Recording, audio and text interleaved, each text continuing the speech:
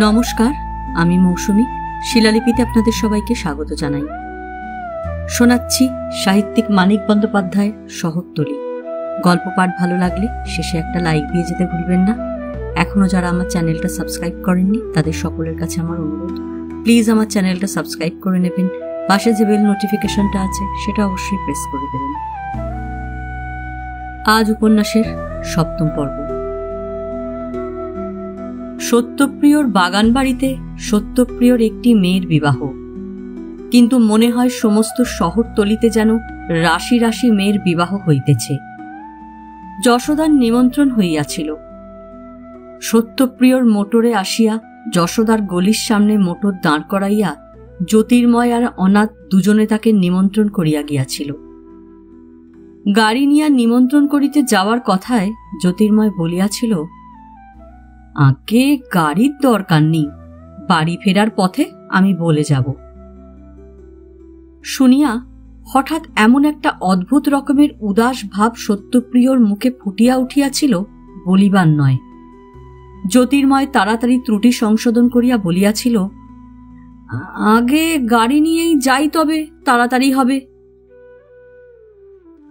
সত্যপ্রিয় বলিয়াছিল, না না, তাড়াহুড়ো করবেন না। বাড়িতে ঢুকেই বললেন তোমার নেমন্তন্ন, আর বলেই চলে এলেন, এতে অপমান করা হয় মানুষের। বসে কিছুক্ষণ আলাপ পরিচয় করে বিশেষভাবে অনুরোধ করে আসবেন, বিয়েতে যেন আসে। বিবাহের দিন সন্ধ্যার সময় সত্যপ্রিয়র গাড়িতেই জ্যোতির্ময় বাড়ির সকলকে এবং যশোদা ও নন্দকে বিবাহ বাড়িতে নিয়ে গেল। ধর্মঘট মিটাইয়া দিয়া যশোদা যেন সত্যপ্রিয়কে কিনিয়া ফেলিয়াছে। কিভাবে তাকে সম্মান দেখাইবে সত্যপ্রিয় ভাবিয়া পাইতেছে না। যশোদা কিন্তু সংশয় ভরে নন্দকে বলিয়াছে,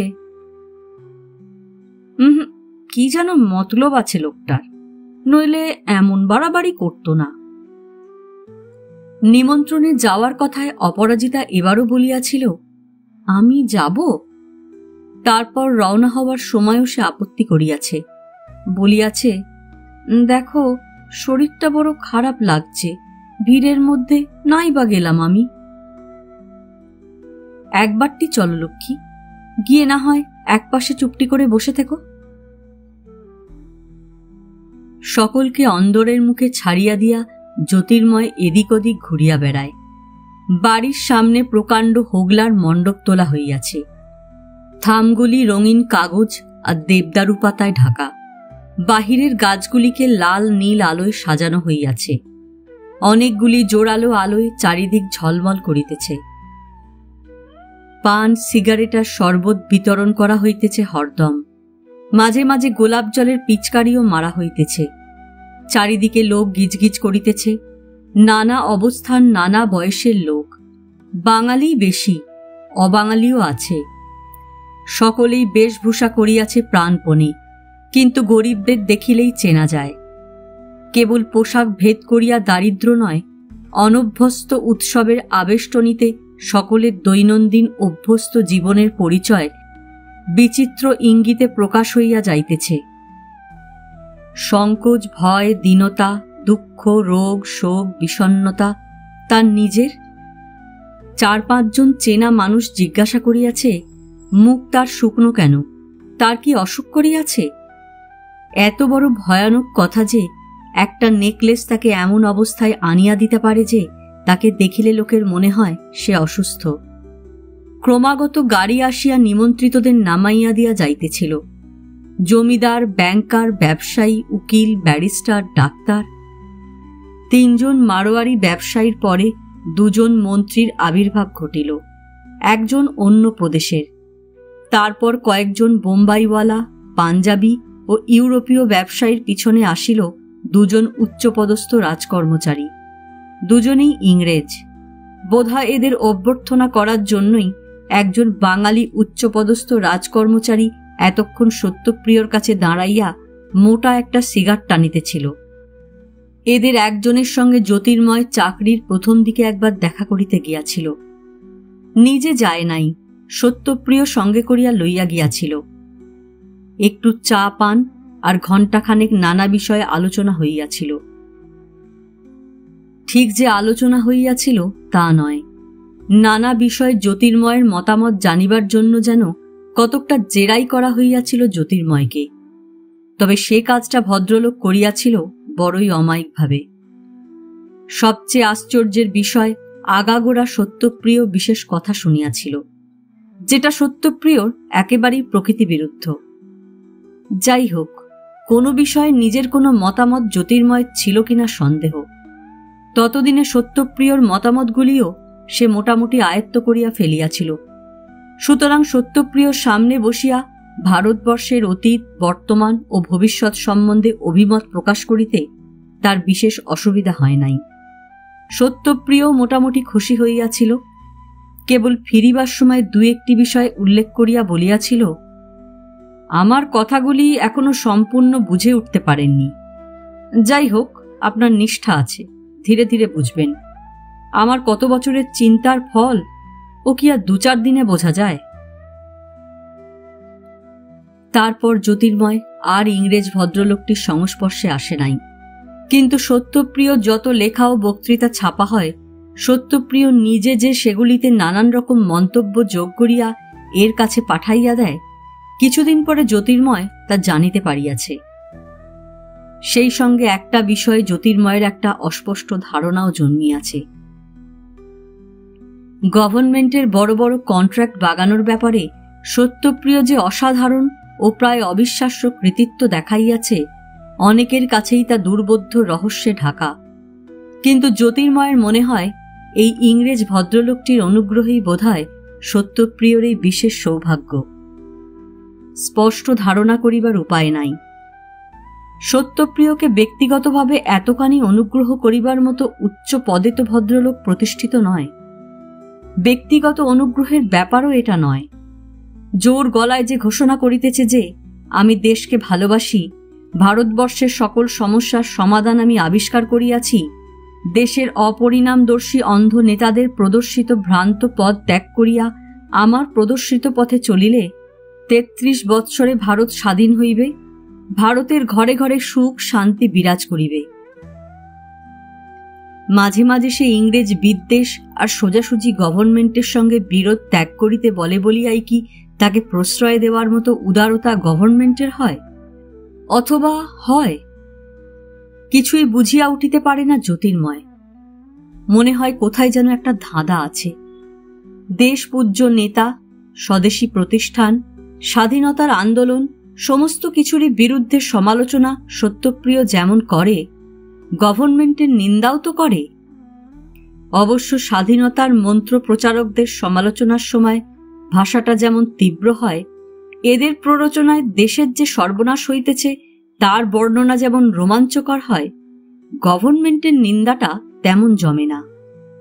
শিক্ষার অব্যবস্থা, নদীনালার সংস্কারের অভাব, পাশ্চাত্য সভ্যতা প্রচারের সহায়তা, ভ্রান্তপূর্ণ অর্থনৈতিক নীতি অনুসরণ, এই ধরনের কয়েকটি বিষয়ে গভর্নমেন্টের ভুল দেখাইয়া সসম্ভ্রমে গভর্নমেন্টকে সতর্ক করিয়া দিয়াই সত্যপ্রিয় ক্ষান্ত হয়। তবু এসব তো বিরুদ্ধ সমালোচনা। সত্যপ্রিয় যে সত্য সত্যই দেশকে ভালোবাসে, যত খাপছাড়া বা উদ্ভট সে ভালোবাসা হোক, তার লেখা ও বক্তৃতায় তার যথেষ্ট পরিচয় থাকে। দেশের দুরবস্থার যে বর্ণনা লেখায় ও বক্তৃতায় সত্যপ্রিয় দেয়, দেশকে ভালো না বাসিলে কেউ তা পারে? নেতারা যা চায় সত্যপ্রিয় তাই চায়, কেবল তার উপায়টা একটু পৃথক, একটু অভিনব। কদিন আগেও সত্যপ্রিয়র একটি পুস্তক জ্যোতির্ময় প্রকাশ করিয়াছে। তাতে সত্যপ্রিয় স্পষ্টই বলিয়াছে, সর্বাগ্রে ভারতের প্রকৃত স্বাধীনতা চাই। প্রকৃত স্বাধীনতা অর্জনের জন্য প্রত্যেক ভারতবাসীর চেষ্টা করা কর্তব্য বলিয়া প্রকৃত স্বাধীনতা কাকে বলে ধর্ম শাস্ত্রগ্রন্থের সাহায্যে সেটা ব্যাখ্যা করিয়াছে। সংস্কৃত শ্লোকগুলি সম্ভবত কেষ্টবাবুই সংগ্রহ করিয়া দিয়াছে। তা হোক, সেটা বড় কথা নয়। সংস্কৃত শ্লোকের অপার সমুদ্রে ভাড়াটে ডুবুরি নামাইয়া রত্ন উদ্ধার করিলে দোষ হয় না, সেগুলি কাজে লাগাইতে পারাই আসল কথা। ব্যাখ্যার পর সত্যপ্রিয় নির্দেশ করিয়াছে প্রকৃত স্বাধীনতা অর্জন করিবার উপায়। এই উপায় নির্দেশ করাই প্রবন্ধটির প্রধান উদ্দেশ্য। প্রবন্ধটির নামই ছিল ৩৩ বৎসরে ভারতের স্বাধীনতা লাভের উপায়। ধর্ম যখন লোপ পায়, সমাজ ব্যবস্থা বিকৃত হয়, দেশবাসীর দারিদ্র্য, অন্নাভাব, স্বাস্থ্যভাব, অকাল মৃত্যু বিভৎস রূপ ধারণ করে, দেশ হিতৈষীর তখন সর্বপ্রথম কর্তব্য কি? এ সমস্তের মূল কারণ অনুসন্ধান। কারণ না জানিলে প্রতিকার হইবে কি রূপে? শাস্ত্রগ্রন্থ, ধর্মগ্রন্থ, দেশ বিদেশের হাজার বৎসরের ইতিহাস অনুসন্ধান করিয়া সত্যপ্রিয় দেখাইয়াছে, একটিমাত্র কারণে দেশের সর্বাঙ্গীন দুরবস্থা ঘটে, রাজশক্তির সহিত উদ্দেশ্যহীন বিরোধ। বিশ্ব ব্রহ্মাণ্ডের পরিচালনায় ঈশ্বর কয়েকটি মূল নীতি স্থির করিয়া দিয়াছেন। কেবল সূর্যের সহিত পৃথিবীর সম্পর্ক বিচার করিয়াই সে নীতির মর্ম উপলব্ধি করা সম্ভব। ওই সকল মূলনীতির একটি হইল, রাজশক্তির সহিত অকারণ কলহ করিলে দেশবাসীর ধর্ম, সমাজ, সুখ, সম্পদ, স্বাস্থ্য, শান্তি নষ্ট হইবেই হইবে, কিছুই তাহা ঠেকাইতে পারিবে না। এই নিয়মের দ্বারাই বিশ্ব নিয়ন্তা শক্তির সামঞ্জস্য বিধান করিয়াছেন। এইখানে সত্যপ্রিয় শক্তি সম্বন্ধে বিজ্ঞানের মতবাদ ও ভারতীয় ঋষিগণের মতবাদ আলোচনা করিয়া বিজ্ঞানের মতবাদের ভ্রান্তি প্রমাণ করিয়াছে। যদিও সত্য কথা বলিতে কি, আলোচনাটা জ্যোতির্ময় এক বিন্দুও বুঝিতে পারে নাই। ভারতবর্ষে যে অধঃপতন হইয়াছে, ভারতবাসীর যে শোচনীয় দুরবস্থা দেখা দিয়াছে এবং দিন দিন অধঃপতন ও দুরবস্থা ক্রমশ বাড়িয়াই চলিয়াছে, তাহার একমাত্র কারণ ভারতবাসীর রাজশক্তির সহিত বিবাদ। কিন্তু তাই যদি হয়, ভারতবর্ষ কি তবে স্বাধীনতা পাইবে না? স্বাধীনতা পাইতে গেলেই তো রাজশক্তির সহিত ভারতবাসীর বিবাদ বাঁধিবে, কারণ রাজশক্তি বৈদেশিক। না, তা নয়। সত্যপ্রিয় স্পষ্টই বলিয়া দিয়াছে, স্বাধীনতা ভারতবাসী অনায়াসে পাইতে পারে, ৩৩ বৎসরে পাইতে পারে, যদি ঠিক পথ অনুসরণ করা হয়। শতাব্দীর পর শতাব্দী রাজশক্তির সহিত ভারতে বিরোধ চলিয়া আসিতেছে, কখনো এক রূপে, কখনো অন্য রূপে, কখনো প্রবলভাবে, কখনো ক্ষীণভাবে। ইতিহাস ইহার সাক্ষ্য দেয়। শতাব্দীর পর শতাব্দী ধরিয়া ভারতের অধঃপতন ঘটিতে ঘটিতে ভারত বর্তমান অবস্থায় আসিয়া পৌঁছিয়াছে। সুতরাং মূর্খেরও এখন বোঝা উচিত যে ভারতবাসীর সর্বপ্রথম কর্তব্য রাজশক্তির সহিত সর্বপ্রকার বিরোধ পরিত্যাগ করা। কার্যে, চিন্তায় ও বাক্যে এমন কিছুই প্রশ্রয় পাইবে না যাহা রাজশক্তির পছন্দসই নহে। এমনকি কেহ যদি ভ্রান্তিবশত রাজশক্তির বিরোধিতা করিয়া দেশের সর্বনাশ করিতে উদ্যত হয়, রাজশক্তি তাকে উপেক্ষা করিলেও দেশবাসীর নিজেদেরই কর্তব্য হইবে তাকে সংযত করা। একদিনে ইহা হইবে না, সত্যপ্রিয় তাহা জানে। সত্যপ্রিয়র পন্থা অনুসরণ করিলে ইহাতে ২০ বৎসর সময় লাগিবে। যে মুহূর্তে ভারতবাসী রাজশক্তির সহিত বিরোধ পরিত্যাগের চেষ্টা আরম্ভ করিবে, সেই মুহূর্ত হইতে ধর্ম ও সমাজের অধোগতি রদ হইয়া দেশবাসীর অন্নকষ্ট, সুখ শান্তির অভাব, স্বাস্থ্যের অভাব এ সমস্তের প্রতিকারও আরম্ভ হইবে। ২০ বৎসর পরে দেখা যাইবে একমাত্র পরাধীনতা ছাড়া ভারতবর্ষের কোনো অভাব নাই। ভারতীয় ধর্ম, ভারতীয় সমাজ বিধান চরম উন্নতি লাভ করায় তখন পরিবর্তন ঘটিতে আরম্ভ করিবে। কারণ প্রকৃতির নিয়মে ধর্ম ও সমাজ বিধানের অনুরূপ রাজশক্তি দেশে প্রচলিত থাকিতে পারে। এইখানে ঋষিগণের বাক্য হইতে সত্যপ্রিয় দেখাইয়াছে, একমাত্র ঈশ্বর ভিন্ন আধারহীন শক্তি হয় না। আধার পরিবর্তিত হইলেই শক্তিরও বাহ্যিক রূপান্তর ঘটিবে। অবশ্য মূল শক্তি চিরদিনই অবিনাশী ও অপরিবর্তনীয় ইত্যাদি। ১৩ বৎসরে ভারতবাসী যদি ধর্ম আর সমাজ বিধানের উৎকর্ষ বজায় রাখিতে পারে, ভারতের বৈদেশিক রাজশক্তি ভারতীয় রাজশক্তিতে পরিণত হইবে। সুতরাং ৩৩ বৎসরে ভারতবর্ষ কেবল রাজনৈতিক স্বাধীনতা নয়, সর্বপ্রকার স্বাধীনতা লাভ করিবে। ইংরেজ বিদ্বেষ প্রচার করিয়া স্বাধীনতার আন্দোলন তুলিয়া নেতৃবর্গ দেশের ধ্বংসের পথটাই পরিষ্কার করিয়া দিতেছে, স্বাধীনতাকে হাজার বৎসর ভবিষ্যতে ঠেলিয়া দিতেছে। সত্য কথা বলিতে গেলে সত্যপ্রিয়র প্রবন্ধটি জ্যোতির্ময়ের কাছে কতকটা প্রলাপের মতো মনে হইয়াছে। তবু কি যেন আছে প্রবন্ধটিতে, যা মনের নীতিধর্মগত অন্ধবিশ্বাসে, জন্ম মৃত্যু সীমাহীনতা, নক্ষত্রলোক আশ্রয়ী দুর্বোধ্য ও রহস্যময় অনুভূতির জগতে কেমন যেন একটা অদ্ভুত প্রভাব বিস্তার করে। আশার কথা বলা হইয়াছে, তবু অকারণ হতাশায় মন ভরিয়া যায়। কার্যের নির্দেশ দেওয়া হইয়াছে, তবু মনে হয় হাত পা গুটাইয়া বসিয়া থাকাই ভালো। ভারতবর্ষের স্বাধীনতার কথা বলিতে বসিয়া প্রাচীন ভারতের স্বর্গের সঙ্গে বর্তমান ভারতের নরকের তুলনা করিয়া, ধর্ম আর ঈশ্বর আর দর্শনের কথা বলিয়া সত্যপ্রিয় যেন একেবারে মনের ভিত্তি ধরিয়া নাড়া দেয়। আসল বক্তব্য সত্যপ্রিয় কি যুক্তি দিয়া প্রমাণ করিয়াছে সে বিষয়ে মাথা না ঘামাইয়াই তার কথা মানিয়া লইতে ইচ্ছা হয়। মাঝে মাঝে বহির্জগতের চিন্তাধারার সঙ্গে হঠাৎ যখন জ্যোতির্ময়ের কোনো কারণে একটু সংস্পর্শ ঘটিয়া যায়, তখন দু একবার তার মনে হইয়াছে সত্যপ্রিয়র বলিবার যেন কিছুই নাই। সে শুধু ধর্ম, ঈশ্বর, শাস্ত্র, দেশ ও সমাজের দোহাই দিয়া দেশবাসীকে স্বাধীনতার প্রচলিত আন্দোলন বন্ধ করিতে বলিতেছে। এই একটি কথাই বলিবার আছে সত্যপ্রিয়র, এবং এই একটি কথাই সে ফেনাইয়া ফাঁপাইয়া ঘুরাইয়া ফিরাইয়া পুনরাবৃত্তি করিয়া চলিয়াছে। এদিক ওদিক ঘুরিতে ঘুরিতে জ্যোতির্ময় বিবাহের আসরের কাছে আসিয়া পড়িয়াছিল। একজন বড় বাজারের বড় ব্যবসায়ী সামনে পড়িল। ভুঁড়ি নাই, বাংলা বলিতে পারে। সত্যপ্রিয়র সঙ্গে অনেক দিনের ঘনিষ্ঠতা, কারণ সত্যপ্রিয় 3 বার 3টি মুখের গ্রাসে লাখ 3 টাকা কাড়িয়া লইয়াছে।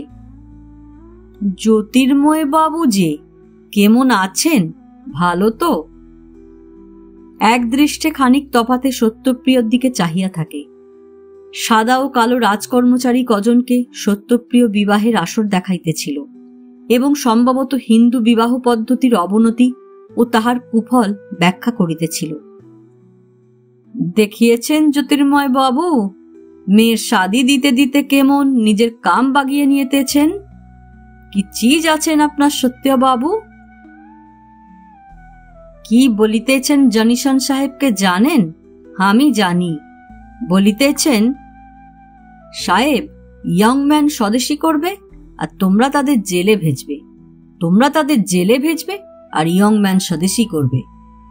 হামারা বাত শুনিয়ে জেলে কখনো দিও না, একটু নরম গরম মেয়ের সাথে জবরদস্ত শাদি দিয়ে দাও। স্বদেশী না করে ইয়ং ম্যান তখন সে 30 রুপিয়ার কেরানি বনে যাবে। জ্যোতির্ময় হাসিয়া বলিল, তাই নাকি? সত্যপ্রিয়বাবু ও কথা বলছেন, আপনি কি করে জানলেন মোহনলালজি? আমি না জানিয়েলে কে জানবে? আমি আর উনি দুজন তো টেন্ডার দিলাম। সাহেব আমাকে পুছলো, মোহনলালজি দেশ को যত আদমি ইংরেজ রাজ को ভাগাতে চায় তাদের কি করা যায় বলুন তো? আমি বললাম, জেল মে পুরে দিন। বাস, আমি আর টেন্ডার পেলাম না। জ্যোতির্ময় সাগ্রহে জিজ্ঞাসা করিল, ওকে জিজ্ঞাসা করায় উনি কি বললেন? হামারা সামনে কি পুছিয়েছে, ওই অনুমান করে লিন না। আপনি সত্যবাবুকে না জানেন, সত্যবাবুর জবাব না শুনেন? হাসিয়ে হাসিয়ে উনি কেতবার বলেছেন, সাধুকে दारू पिलाबे तो मंदिर में घटा করে পুজো দিয়ে চরণামৃত বলকে পিলায় দেও। 10 রোজ পিলায় দিলে সাধু মাতাল হয়ে যাবে।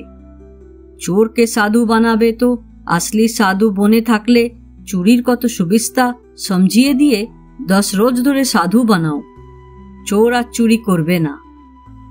সত্যবাবু সাহেবকে ऐसा कुछ বলিয়ে থাকবেন।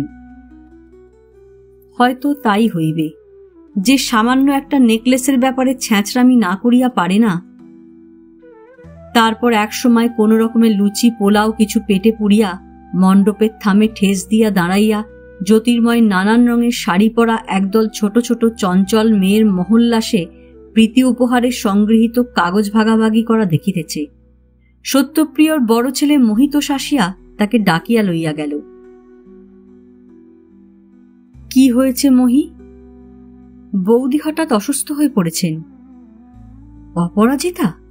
অপরাজিতার আবার কি অসুখ হইল? অন্দরে মেয়েদের ভিড়, একটা ঘরে বাসর বসিয়াছে, বারান্দা ও 2-3টি ঘরে খাওয়া চলিতেছে। শাড়ির বর্ণ বৈচিত্র্যে চোখ ঝলসিয়া যায়। কিছু না জানিয়াও জ্যোতির্ময় বুঝিতে পারিল এদের একজনও অপরাজিতা নয়।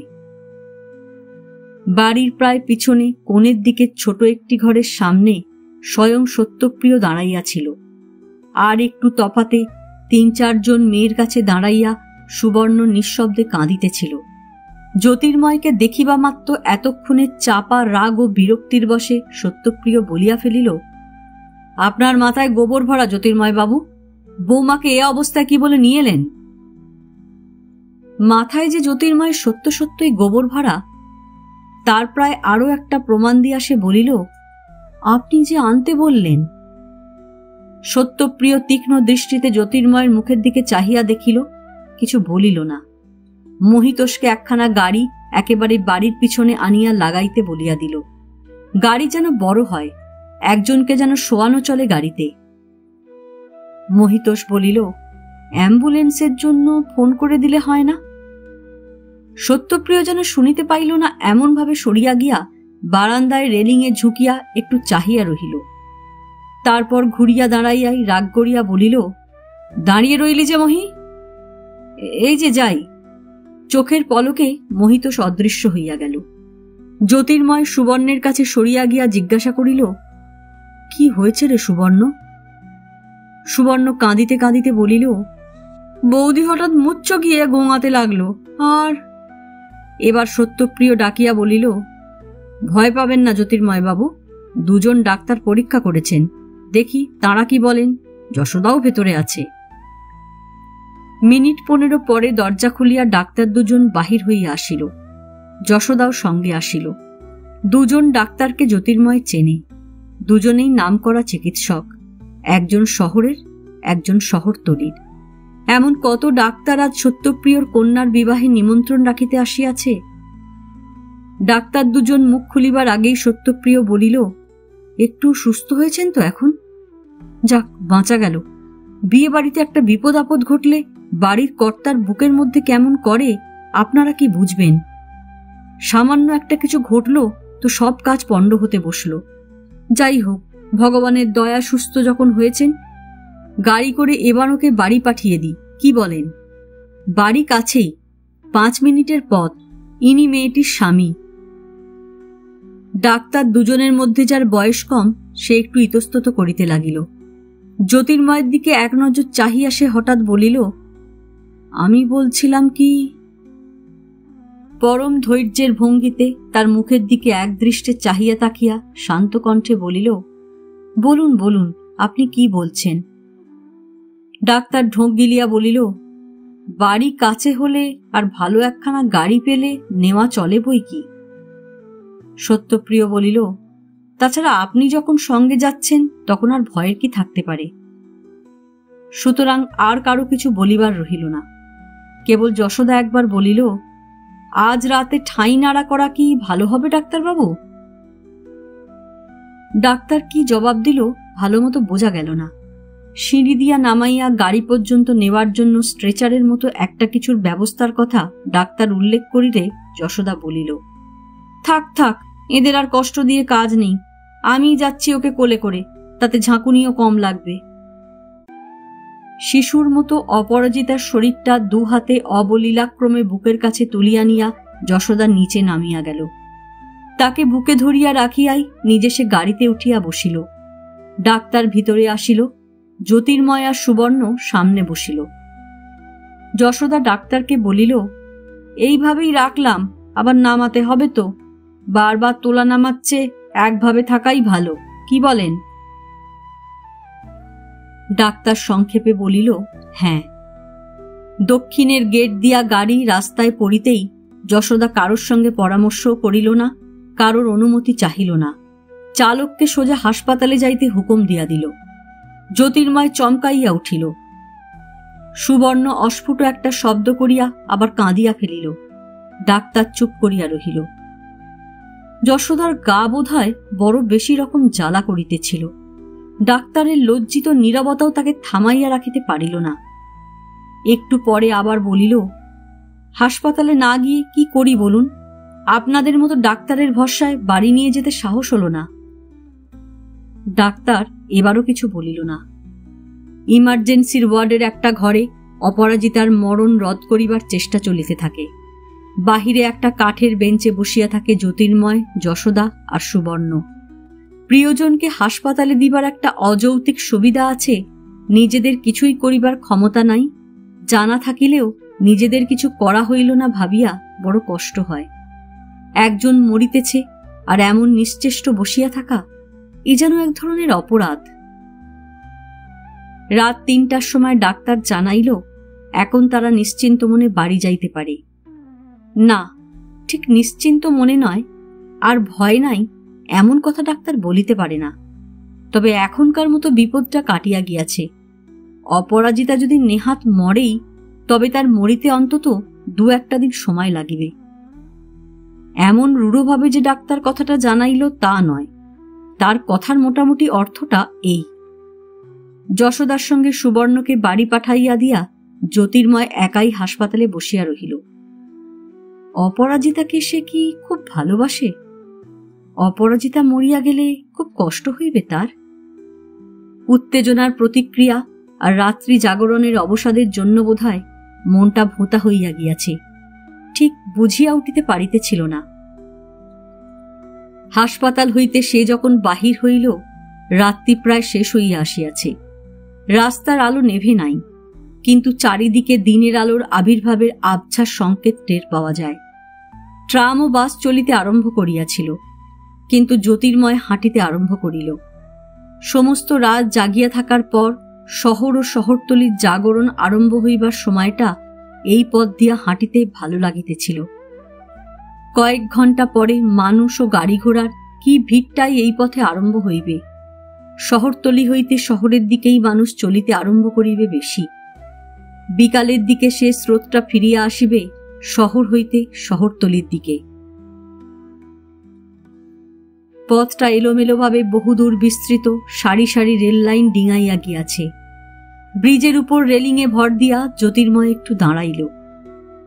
ওয়াগন বাছাই করিবার জন্য ইস্পাতের রেখার দুর্বোধ্য আর জটিল রেখাচিত্র দিয়াই শহর ও শহরতলিকে যেন ভাগ করা হইয়াছে। উঁচু থামের ওপর হইতে এদিকে ওদিকে জোরালো আলো ফেলিয়া কোনো কোনো লাইনের কিছু কিছু অংশ আলোকিত করা হইয়াছে, বাকিটা আবছা আলো অন্ধকারে ঢাকা। ব্রিজের দুপাশে বহুদূর পর্যন্ত অসংখ্য ওয়াগন বিশৃঙ্খলভাবে দাঁড়াইয়া আছে। কয়েকটা ওয়াগন ইঞ্জিনের ঠেলা খাইয়া আপনা আপনি একদিকে আগাইয়া চলিয়াছে। লিভার ঠেলিয়া ঠেলিয়া সেগুলিকে সরাইয়া দেওয়া হইতেছে এক লাইন হইতে আর এক লাইনে। দুদিকে কাছে ও দূরে থামের মাথায় বসানো সিগন্যালের অনেকগুলি লাল নীল আলো, মানুষের হাতে সঞ্চরণশীল আলোর নড়িয়া নড়িয়া দূরের মানুষকে দুর্বোধ্য ইঙ্গিত করা। কতবার জ্যোতির্ময় এই ব্রিজের উপর দিয়া দিনে ও রাত্রে যাতায়াত করিয়াছে, কিন্তু কোনোদিন খেয়ালও করে নাই ব্রিজের দুপাশে নগরের এমন একটা রূপ বিছানো রহিয়াছে। অপরাজিতাকে সে যে বিবাহ করিয়াছে, এতকাল এক বিছানায় রাত কাটাইয়াছে, অপরাজিতার মধ্যে নিজের এক প্রতিনিধিকে আনিয়া দিয়াছে, তাও কি এতকাল সে খেয়াল করিয়াছিল? অপরাজিতা যদি মরিয়া যায়, কি হইবে অপরাজিতা মরিয়া গেলে? ব্রিজের দুদিকে রেল লাইনগুলি এমনিভাবেই পাতা থাকিবে। ইঞ্জিনের হুস হুস আর ওয়াগানে ওয়াগানে ঠোকাঠুকির এমনই শব্দ উঠিবে, থামের মাথার জোরালো আলো, সিগন্যালের লাল নীল আলো, লণ্ঠন নাড়িয়া মানুষের সংকেত কিছুই বদলাইবে না। বাড়ি ফেরার পথে যশোদার সঙ্গে দেখা করিয়া গেল। যশোদা উনানে আঁচ দিয়াছে, আঁচ প্রায় ধরিয়া আসিল। কাল চাকরিতে রিজাইন দেব চাঁদের মা। বেশ তো, রিজাইন দেওয়া তো পালাবে না, বাড়ি গিয়ে শুয়ে পড়বেন যান। অপরাজিতা বাঁচিবে না আশঙ্কা করিয়াই সত্যপ্রিয় একটু ব্যস্ত হইয়া তাকে বাড়ি পাঠাইয়া দিয়াছিল। কেবল অমঙ্গলের ভয় নয়, তার চেয়ে বেশি ভয় ছিল গোলমালের। এত টাকা খরচ করিয়া মেয়ের বিবাহের আয়োজন করিয়াছে, তার মধ্যে এমন একটা উৎপাত কি মানুষের ভালো লাগে? সে রাত্রে অপরাজিতার প্রাণটা বাহির হইবে না জানা থাকিলে হয়তো তাকে সরাইয়া দিবার জন্য অতটা ব্যস্ত হইয়া পড়িত না। পরদিন বেলা 11টার সময় নিজেই জ্যোতির্ময়ের বাড়ি খবর আনিতে আসিল। এ বড় সহজ সম্মান ও দরদের পরিচয় নয়। জ্যোতির্ময়ের বৈঠকখানায় অল্প দামি কাঠের চেয়ারে বসিবার আগে প্রথম কথা বলিল এই, ইস, আপনার চোখ মুখ যে বসে গেছে জ্যোতির্ময় বাবু। জ্যোতির্ময় বলিল, আজ্ঞে না, ও কিছু নয়। অপরাজিতার খবর? তার অবস্থা বিশেষ ভালো নয়। শেষ পর্যন্ত কি হইবে বলা যায় না। সে হাসপাতালেই আছে এবং সম্ভবত কিছুদিন থাকিতে হইবে। আপনি কিছুদিন ছুটি নিন জ্যোতির্ময় বাবু। ছুটি সম্পর্কে জ্যোতির্ময়ের বিশেষ আগ্রহ দেখা গেল না। এসব বিষয়ে সত্যপ্রিয়র ব্যবস্থা বড় জটিল। ছুটি চাহিলেই দেয়, সময় সময় দরকার মনে করিলে, যেমন আজ জ্যোতির্ময়ের বেলা মনে করিয়াছে। না চাহিলেও নিজে হইতে যাচিয়া ছুটি দিতে চায়, কিন্তু ছুটি যে নেয় শেষ পর্যন্ত তার হয় বিপদ। কাজ আর কাজের দায়িত্ব সত্যপ্রিয় ভাগ করিয়া দিয়াছে। যার যা করার কথা তাকে তা করিতেই হইবে। কাজ না করার পক্ষে কোনো যুক্তি নাই, কোনো কৈফিয়ত নাই। সে নিজে হইতে ছুটি নিতে বলিয়াছিল। ছুটিতে থাকার সময় মানুষ কাজ করিতে পারে না, এ যুক্তিটা খুব জোরালো, সন্দেহ নাই। কিন্তু জোরালো যুক্তিটা শুনাইবার সুযোগ তো সত্যপ্রিয় কোনো মতেই সৃষ্টি করিবে না। কাজ কেন হয় নাই সে কৈফিয়ত আজ পর্যন্ত সত্যপ্রিয় কারোর কাছে স্পষ্ট ভাষায় দাবি করিয়াছে কিনা সন্দেহ। কিন্তু রাগ যে সে করিয়াছে, এভাবে যে চলিবে না, কাজের ক্ষতির সঙ্গে যে চাকরির ক্ষতির অবিচ্ছেদ্য সম্পর্ক, এইসব কি কৌশলে যেন বরাবর ভাষার চেয়েও স্পষ্ট করিয়া সকলকে বুঝাইয়া দিয়া আসিয়াছে। জ্যোতির্ময় তাই আমতা আমতা করিয়া বলিল, আগে আপনার নতুন প্রোগ্রামটা চালু করা হচ্ছে এ সময়? সত্যপ্রিয় আবেগ ভরা কণ্ঠে বলিল, না না, ওসব প্রোগ্রামের কথা নিয়ে আপনি আর এখন মাথা ঘামাবেন না জ্যোতির্ময় বাবু। এসব কথার অর্থ জ্যোতির্ময় জানে। সত্যপ্রিয় সকলকেই এমনিভাবে দরদ জানায়, সকলের প্রতি এমনি উদারতার পরিচয় দেয়। কিন্তু সত্য সত্যই যদি কোনো মূর্খ এই দরদ আর উদারতার সুযোগ গ্রহণ করিয়া বসে, দুদিন পরে সে আর কুল দেখিতে পায় না। এ বিষয়ে সত্যপ্রিয়র একটা থিওরি আছে। কর্মচারীদের সে এইসব কথা বলে বন্ধু ও আত্মীয় হিসাবে। কর্মচারী ও উপরওয়ালার সম্পর্কটা তো তাতে বাতিল হইয়া যায় না। মাসান্তে কর্মচারী মাহিনা তো গ্রহণ করে। সুতরাং কাজ সম্পর্কে আত্মীয় বন্ধু হিসাবে সে যা বলে, কাজ সম্পর্কে সে কথাগুলি প্রয়োগ করা কি কর্মচারীদের উচিত? তার মতো অবস্থার আর একজন মানুষও কি আছে সামান্য মাহিনার কর্মচারীর সঙ্গে যে এমন সহজভাবে মেলামেশা করে, বিপদে আপদে সহানুভূতি জানায়, পরামর্শ দেয়? এই মেলামেশার অনুগ্রহটুকুকে বাড়তি পাওনা মনে করিয়া তাদের কৃতার্থ থাকা উচিত। প্রথম প্রথম যারা বোকামি করিয়া এই সহজ কথাটা বুঝিতে পারে না, তাদের সে ক্ষমাও করে, ভবিষ্যতে সাবধান হইবার সুযোগও দেয়। কিন্তু যে পুরা টাকা মাহিনা দেয় সে প্রতিদানে পুরা কাজ চাহিবে। দরদার ভালোবাসা দেখানোর জন্য মাহিনা দিয়া মানুষ লোক রাখে না। এই সরল সত্যটা যার মাথায় কোনো রকমেই ঢোকানো যায় না, অগত্যাই সত্যপ্রিয় তাকে বিরাট ব্রহ্মাণ্ডে চড়িয়া খাইবার জন্য মুক্তি দেয়। অবশ্য এই রকম দরদ ও সহানুভূতির সঙ্গে ব্যবহার করে বলিয়াই সকলে হাসি মুখে 10 ঘন্টার জায়গায় 15 ঘন্টা কাজ করে। 3 জনের কাজ একজনে করে। কিন্তু সত্যপ্রিয় তো করিতে বলে নাই। যার যতক্ষণ ইচ্ছা কাজ করুক না, সত্যপ্রিয়র কি আসিয়া যায়? তার কাজ হইলেই হইল। জ্যোতির্ময় তাই আবার আমতা আমতা করিয়া বলিল, আগে ছুটির দরকার হলেই আপনাকে বলবো। এখন তো হাসপাতালেই রইল, দুবেলা গিয়ে শুধু দেখে আসা। শখানেক টাকা বরঞ্চ আপনি রাখুন, চিকিৎসার জন্য যদি দরকার হয়। এ আর এক বিপদ। যার যা প্রাপ্য তার বেশি একটি পয়সা কোনোদিন কেউ সত্যপ্রিয়র কাছে পায় নাই, কোনোদিন পাইবেও না। সে যে দান করে হিসেব করিলে দেখা যায়, দানের রীতি নীতি, প্রথা, নিয়ম, সামাজিক ও অন্যবিধ বাধ্যবাধকতা প্রভৃতি হিসাবে সেটাও গ্রহীতার প্রাপ্য ছাড়া আর কিছুই নয়। কর্মচারীদের হাতে টাকা গুঁজিয়া জোর করিয়া সাহায্য করিতেও দু একবার সত্যপ্রিয়কে দেখা গিয়াছে, কিন্তু প্রত্যেক টাকা সত্যপ্রিয়র ফিরিয়া আসে। কোথাও আসে কাজে, কোথাও আসে বাধ্যবাধকতার প্রয়োজনীয় সম্পর্কটা বজায় থাকাতে, কোথাও আসে প্রতিহিংসায়। সত্যপ্রিয় চলিয়া গেলে জ্যোতির্ময় স্নান করিতে গেল। খাইয়া আপিস যাইবে, যাওয়ার পথে হাসপাতালে খবর নিয়া যাইবে। সুবর্ণ বলিল, আজকেও আপিস যাবে দাদা? একবার না গেলে চলবে কেন, সকাল সকাল ফিরে আসব। কি দরকার, রাত্রিটাও আপিসে থেকো। সুবর্ণের মুখ বিবর্ণ, চোখ ফুলিয়া গিয়াছে। বলিতে বলিতে আবেগে বিবর্ণ মুখে রক্তের সঞ্চার হয়।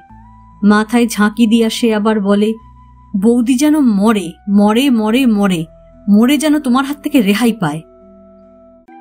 সুধীরা চিৎকার করিয়া বলে, সুবর্ণ!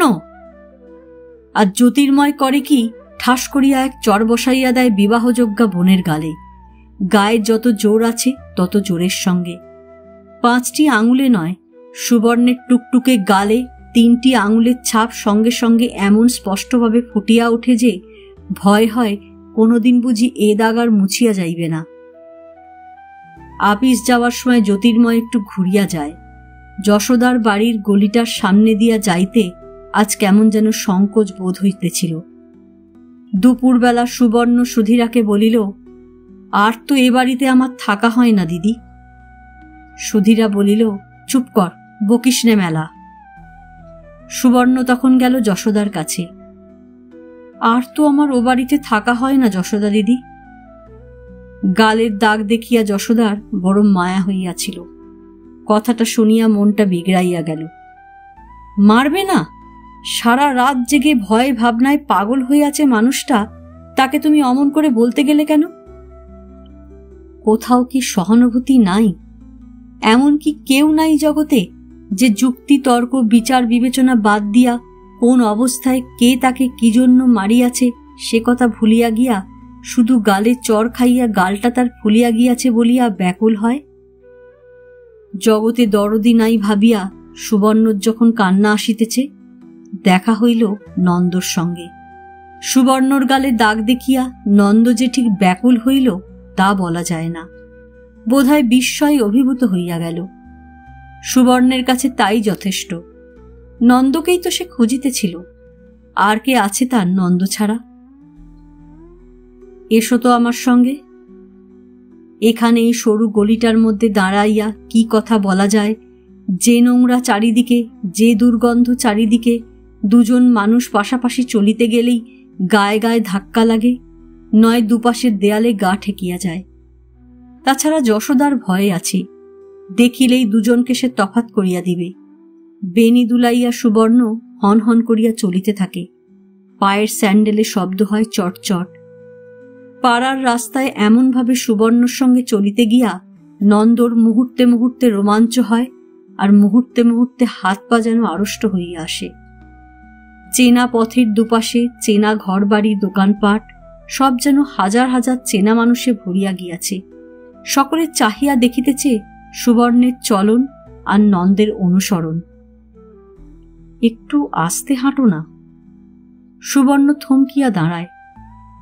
ঠিক তিনু, বিশু আর বেন্দার কামারশালার সামনে। লোহার পাত গরম হইতেছে। তিনু প্রাণপণে হাপড় দড়ি টানিতেছে। বিশু হাতুড়ি উদ্ধত করিয়া আছে। বেন্দা লোহার পাতটা ঘুরাইয়া ফিরাইয়া আগুনে গুজিয়া গুজিয়া ধরিতেছে। সেইখানে দাঁড়াইয়া সুবর্ণ জিজ্ঞাসা করে, নন্দ কি তবে সুবর্ণর সঙ্গে যাইতে চায় না? তবে না হয় থাক নন্দ, সুবর্ণ একাই যাইবে। যেদিকে দু চোখ যায় চলিয়া যাইবে।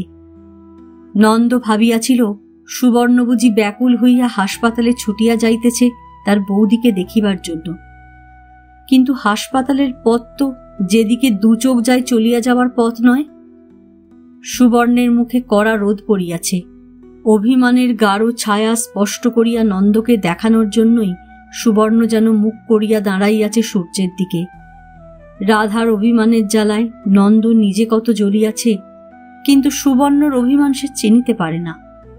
এতক্ষণ পরে হঠাৎ ব্যাকুল হইয়া সে বলে, তোমার অসুখ করেছে সুবর্ণ? চেনা মানুষের কথা আর তো নন্দর মনে থাকে না। সেইখান হইতে গলা ফাটাইয়া অনেক দূরের একটা রিকশাকে ডাকিয়া আনে।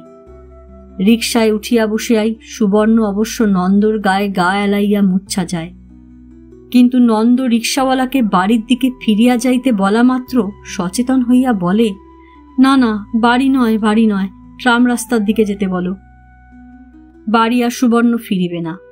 নন্দ যদি ফিরিতে চায় ফিরিয়া যাক, আর যদি সুবর্ণের সঙ্গে যায় নন্দ, অনেক দূরের কোনো এক অজানা শহরে চলিয়া যায় সুবর্ণের সঙ্গে, আর নদীর ধারে ছোট একটি ঘর ভাড়া করিয়া দুজনে বাস করে।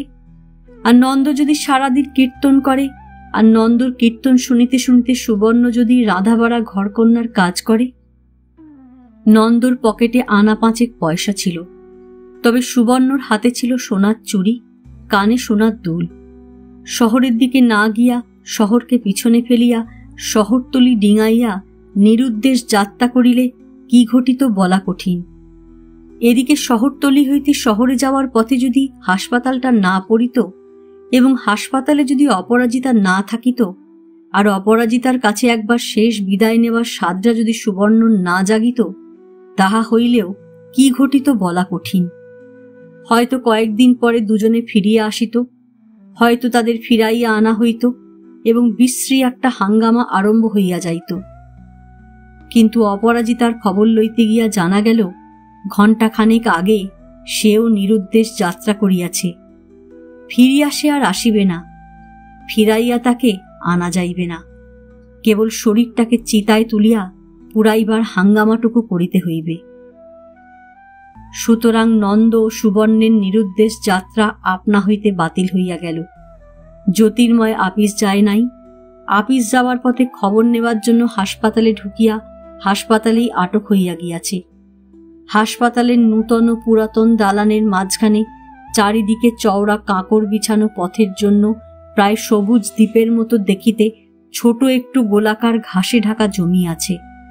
সবুজ রং করা গোটা 3 লোহার বেঞ্চিও সেখানে পাতা। রোগীর খবর যারা জানিতে আসে, ইচ্ছা করিলে দরকার মতো ওখানে ফাঁকায় বসিয়া বেশি বেশি বাতাস টানিয়া বুকের ধরফরানি শান্ত করিতে পারে। এখন রোদের বড় তেজ। জ্যোতির্ময় একাই একটা বেঞ্চে চুপ করিয়া বসিয়াছিল। গায়ের উপর ঝাঁপাইয়া পড়িয়া সুবর্ণ তাকে জড়াইয়া ধরিল। সুবর্ণ মরিতে বলিয়াছিল বলিয়াই কি অপরাজিতা মরিয়া গিয়াছে? জ্যোতির্ময় ধীরে ধীরে তাকে ছাড়াইয়া বসাইয়া দেয়, বলে, এরকম করে না, ছি, উতলা হতে নেই। মরতে বললে কি মানুষ মরে রে পাগলি? আর তুই তো শুধু মুখে বলেছিলি, মনে মনে তো চাইছিলি তোর বৌদি বাঁচুক। কত মা পর্যন্ত কতবার রাগ করে ছেলে মেয়েকে মরতে বলে। মরতে বললেই যদি কেউ মরত। মনে হয় জ্যোতির্ময় যেন বক্তৃতা আরম্ভ করিয়াছে। হঠাৎ থামিয়া গিয়া অনুতপ্ত কণ্ঠে সে বলিল, ইস, গালটা যে তোর ফুলে গিয়েছে সুবর্ণ, খুব লেগেছিল না? সেই শাড়িটা তোকে কিনে দেব সুবর্ণ। কয়েকদিন আগে স্কুলে যাওয়ার জন্য নতুন ফ্যাশনের একটা শাড়ি চাহিয়া সুবর্ণ জ্যোতির্ময়ের ধমক খাইয়াছিল। এদিকে খরচ চলে না, নিত্য নূতন ফ্যাশনের শাড়ি। সেদিন সুবর্ণ ভাবিয়াছিল যে, বৌদিকে তো খুব কিনে দিতে পারো, আমায় দেবার বেলায় কেবল তোমার খরচ চলে না। গালে চড় মারার ক্ষতিপূরণ স্বরূপ জ্যোতির্ময় সেই শাড়িখানা কিনিয়া দেবে শুনিয়া হঠাৎ তার মনে পড়িয়া গেল, অপরাজিতার রাশি রাশি শাড়ি সমস্তই এবার সে পাইবে। মনে পড়ায় সুবর্ণ ফুপাইয়া ফুপাইয়া কাঁদিতে লাগিল। অপরাজিতার শোকে নন্দর কাঁদিবার কথা নয়, মুখখানা ম্লান ও গম্ভীর করিয়া রাখিলেই যথেষ্ট হইত। সুবর্ণকে আকুল হইয়া কাঁদিতে দেখিয়া সেও চোখ মুছিতে লাগিল। তখন দেখা গেল জ্যোতির্ময়ের চোখ দিয়াও জল পড়িতেছে। কান্না বোধহয় ছোঁয়াছে। আজ এ পর্যন্তই।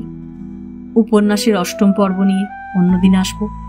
গল্প পাঠ ভালো লাগলে লাইক, শেয়ার, কমেন্টস করতে ভুলবেন না। আজকের মতো নমস্কার।